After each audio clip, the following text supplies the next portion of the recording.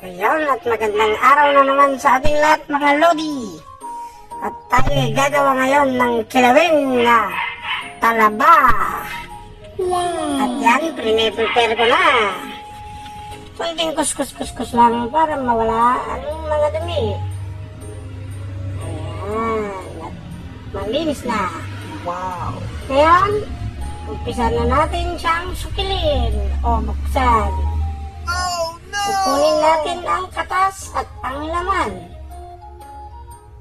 Ayan. Ganyan lang mga guys.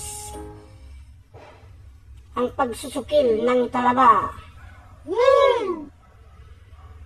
Ganyan lang. Sobrang basic.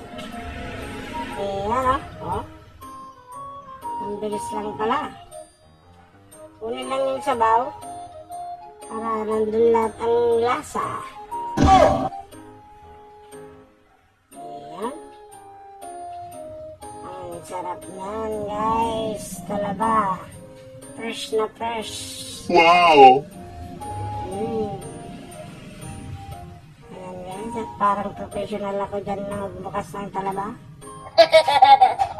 Pero sa totoo lang. Ayan na. Lagyan na ng sibuyas ang ating nasukil na talaba. Nice! I-slice ko siya pabilog para mas magandang tignan.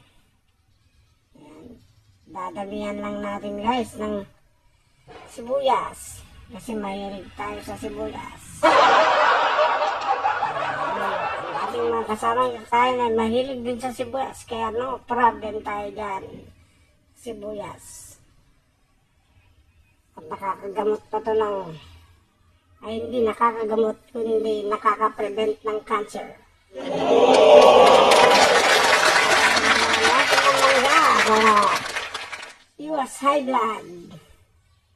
Ayan guys. Tapos na ang mangga. Lalagyan naman natin yan ng black pepper. Wow! Pinong-pinong ang ating black pepper. Ayan. Ayan na. Asin. Iodize. Ayan. Kunti lang guys. Kasi medyo maalat na yung talaba. Kunti lang para sumabay siya sa asim ng mangga. Yummy! At halu-haluin. Ayan na guys. Sa mga hindi pa nakatikim ng ganyan, pwede niyong subukan. Yes! Mga lods. Ang sarap niyan. Pwede nang kumain. So, その調子 Kain na kayo guys. At kakain na tayo.